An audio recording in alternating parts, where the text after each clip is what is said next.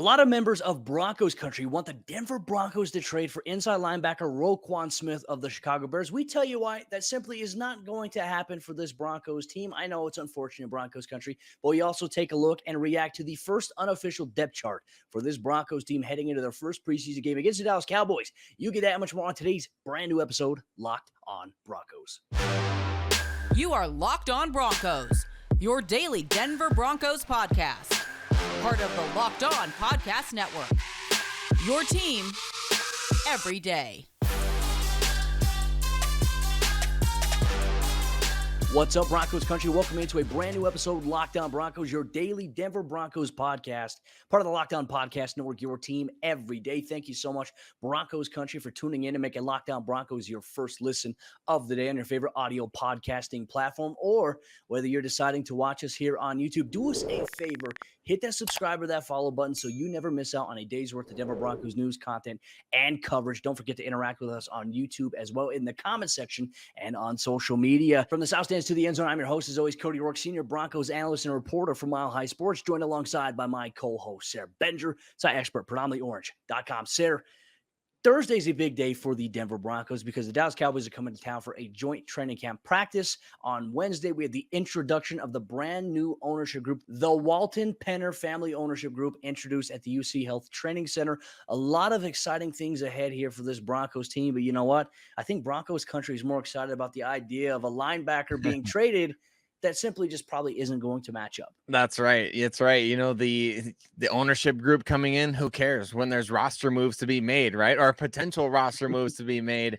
It's honestly a historic day for the Denver Broncos franchise. So congratulations to all of those people involved in that, and definitely on to a new chapter in Denver Broncos history. It's an exciting time. And I think the best news, Cody, that we all heard is that they're going to let the football people make football decisions, which is George Paton in this instance. So everybody can take a deep breath, just relax and rest easy at night. And speaking of George Paton, I mean, he said he'd be in on every deal, Cody, but I mean, right now he doesn't really have much to work with if he wants to be in on a potential Roquan Smith deal. I think that's kind of where this discussion starts, really, is the Broncos don't have a first or second round pick in the 2023 NFL draft. And I think that even though the Bears have a rookie general manager, I don't think you're going to be able to pull the wool over his eyes and say, oh, hey, we'll give you a third round pick and, you know, whatever else. I just don't see that happening with Ryan Poles over there in Chicago. I think he's made some maybe questionable moves this offseason, but at the same time, I think he's probably a pretty sharp guy, having worked in Kansas City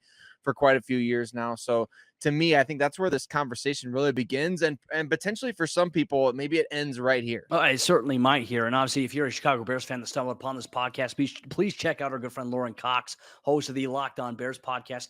You know, for Matt Eberflus, the new head coach for the Bears, it just wouldn't make sense from a guy who's a defensive-minded head coach to let arguably one of his best defensive players go. They no longer have Khalil Mack on this team. Why would you offset and get rid of your best off-ball linebacker in Roquan Smith? Now, Roquan wants to be traded because he feels like the Bears organization has not been upfront with him in the entire negotiation process, and they feel like they're just kind of running around in circles here.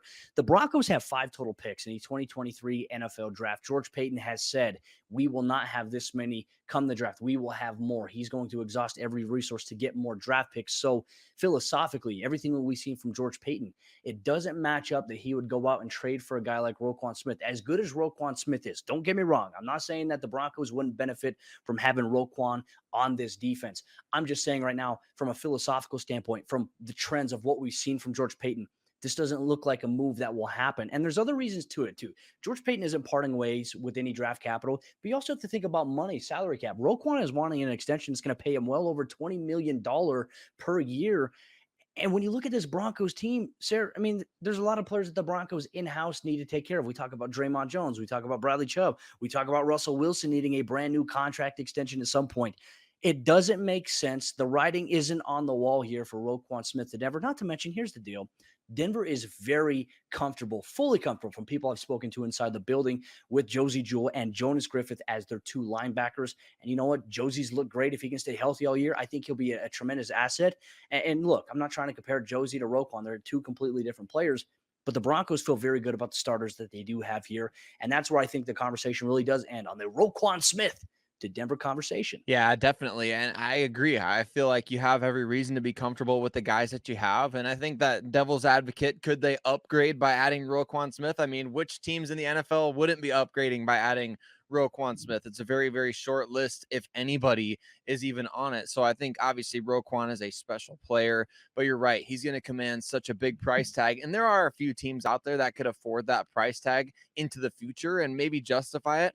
I feel like maybe a sleeper team, like somebody like Houston, who really needs building blocks for their team. Why not Houston go out there and add somebody like Roquan? But for the Broncos and their context and their situation, I just don't know. I don't see it really working out, especially with the team. The team has put every egg in the Jonas Griffith basket this offseason, haven't they? They skipped on free agency. They skipped on the NFL draft. They skipped on the post-draft free agency options.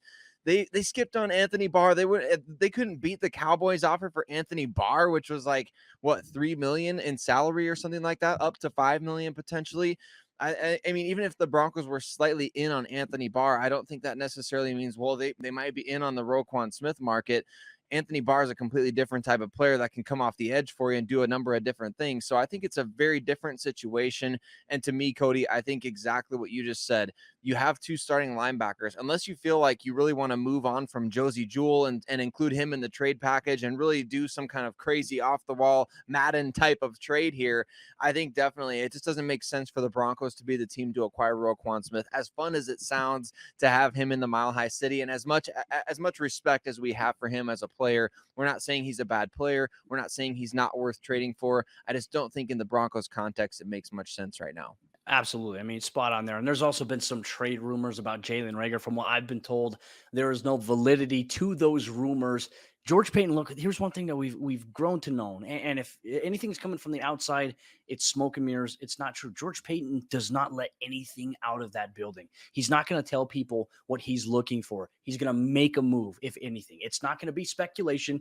The move will happen. And so right now, from what I know, the Broncos aren't in. They're not interested in Jalen Reagor of the Philadelphia Eagles, not to mention why would they want to part ways with capital to acquire him? There's just put that out there here once again for Broncos Country. But anyways, Broncos Country coming up here in just a moment. We're going to take a look at the Broncos' initial unofficial depth chart. We're going to look at the offensive side of the ball, see if there's any surprises that stand out, and we're going to give you a little bit of insight as to how NFL teams operate when it comes to depth charts in the preseason. You get to that coming up here in just a moment. But before we do that, let me tell you about Built Bar, the sponsor of today's episode, Locked on Broncos. And let me introduce you to your new favorite. The cookie dough chunk puffs have a light and chewy texture, real cookie dough chunks, and of course, they're covered in 100% milk chocolate. And you can get yours today at Built.com, or you can try the 9 amazing original flavors plus the occasional limited time flavors that they also have at Built.com here today. The thing I love about Built Bars, they're healthy for you. They're covered in 100% milk chocolate. They're soft and they're easy to chew. Plus, they contain 17 grams of protein, 130 calories, and only 4 grams of sugar. That is tremendous value for something that tastes legitimately like a candy bar. So I want you to get yours today by going to Built.com. And when you go to checkout, make sure you use promo code LOCKED15, and that's going to get you 15% off your next order at Built.com. Once again, promo code LOCKED15 gets you 15% off at Built.com. The Denver Broncos have released their first unofficial depth chart of the preseason heading into Saturday's matchup with the Dallas Cowboys. What does it mean? Are there any surprises? Thank you once again, Broncos Country, for tuning in and making Locked on Broncos your first listen of the day every single day on your favorite podcasting provider or on YouTube. We have you covered every single day all year long for everybody who is a diehard Denver Broncos fan. Sayre, my friend, let's continue on here. You get to see a lot of outrage on social media once an official or unofficial depth chart gets released, and everybody for the preseason, they're eyeing the Twitter feeds, they're eyeing the website, the news updates for we have released our first unofficial depth chart. And I tell you what, I love the reaction a lot of these get. Let's take a look at the Broncos offense. We'll talk about some surprises, and I'll give a little bit of background as to how NFL teams think in the preseason when it comes to releasing their first unofficial depth chart. Any surprises that stand out to you here, Sayre? For me, Cody, I think that the biggest surprise, and we were talking about this before the show, is kind of where Eric Saubert is positioned after he was kind of the surprise of camp to start things off, really making a lot of plays with Russell Wilson throwing him passes, a couple of touchdowns there in the first week of camp. He's listed on the depth chart as, I believe, tight end 5, if I'm looking at it correctly. So that was kind of surprising. I think Zach Johnson being the number 2 left tackle is another interesting one. And also Luke Wattenberg, the rookie center, he's the backup to Lloyd Cushenberry right now, not Graham Glasgow, not anybody else out there. So those were kind of the three that really stood out to me as quote unquote surprises. But as we know, it's so funny to me. And we talked about this last year as well. The Denver Broncos are the ones releasing this unofficial depth chart. So it's the official team releasing an unofficial depth chart. It's just so funny. It's like, we have to do this, so we're doing this. It's not really probably anything to read into, but to me, just at first glance, let's say this was an official first depth chart. Those would be the biggest surprises to me. And this is where I'll give a little bit of background information on how some NFL teams work. Now, for the most part, outside of some position competitions, the Broncos already have their ideal starters in mind. So the starters, for the most part, spot on, correct. That's what you're going to see come week 1 against the Seattle Seahawks. But they want to leave it up to kind of suspense a little bit. Like, they're not going to have it like a number 3 listing, number 4, number 5 listing.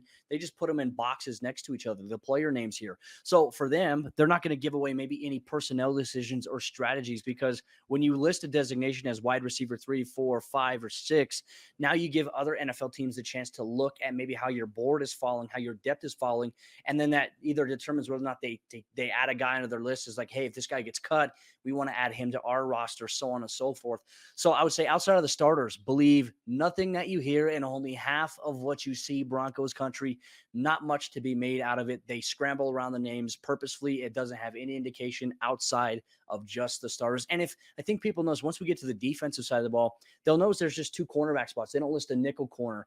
That's because NFL teams do not want to give away some of their personnel groupings to other NFL teams. Now, for example, in the regular season, there will be a nickel designation on the depth chart, and it will be K'Wan Williams, but they do not want to add that designation right now, because then, you have guys like Sayre Bassey, Bless Austin, Donnie Lewis, Ifion Hicks, Damari Mathis, these guys that are all competing for a roster spot here. You don't want to give up an order as to maybe who you think is ahead, because then once again, it allows teams to formulate a big board for after roster cuts and waiver wires happen after the preseason. So it's all strategy.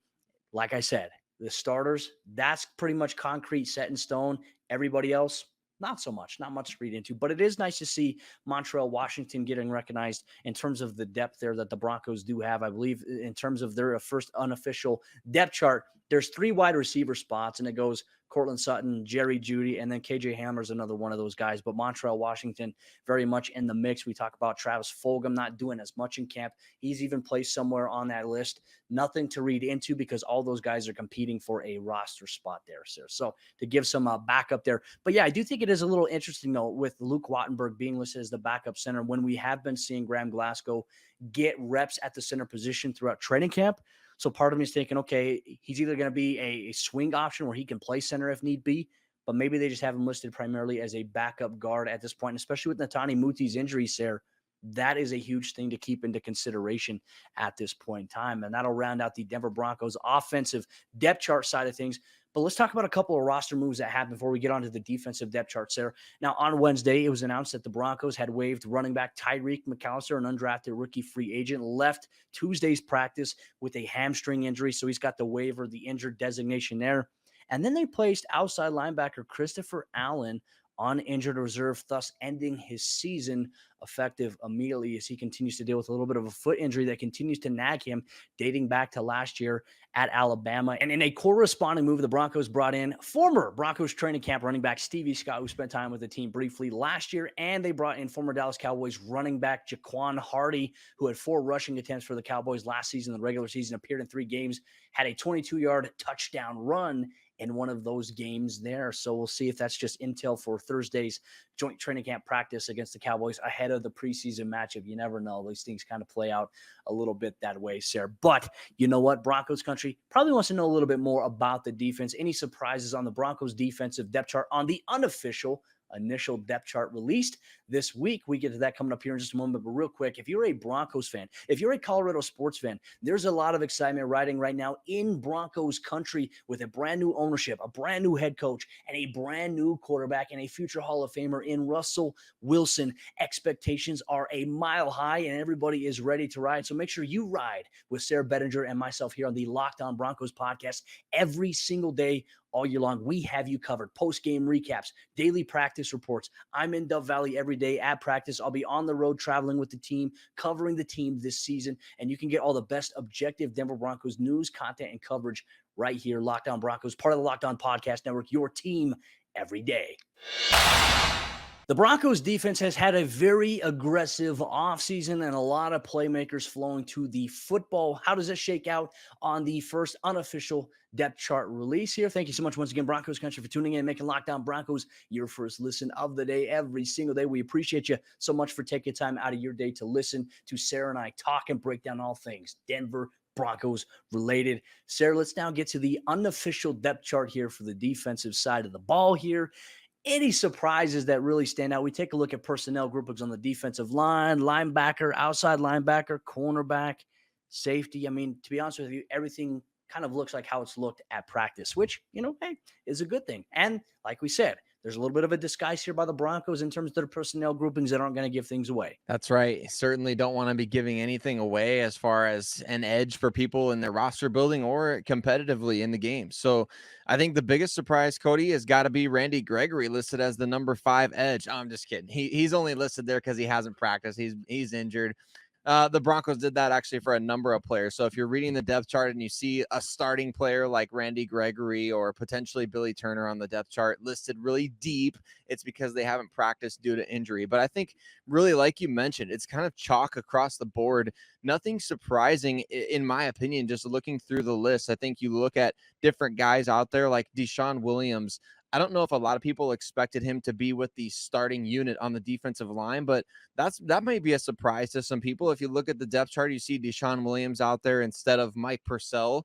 Mike Purcell listed with the second team. Kind of like you mentioned, the Broncos know who's going to be starting for them, and the coaches have raved about Deshaun Williams and what he's been able to do out there at the practices. Nathaniel Hackett was one of the ones that's been really blown away by Deshaun Williams, and I think we've seen enough from Williams over the last couple seasons that he deserves to be a starter. I know he was, that wasn't really a free agent signing this offseason that was met with a ton of fanfare. He didn't get a big signing bonus or anything like that, but man, he's a key player, and he's no longer just a depth player or a rotational player.